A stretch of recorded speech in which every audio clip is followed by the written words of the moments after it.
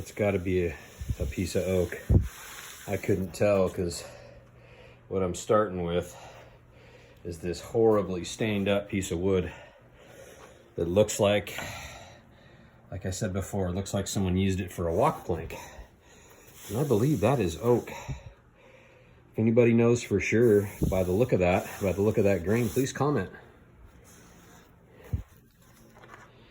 I'm going to continue on.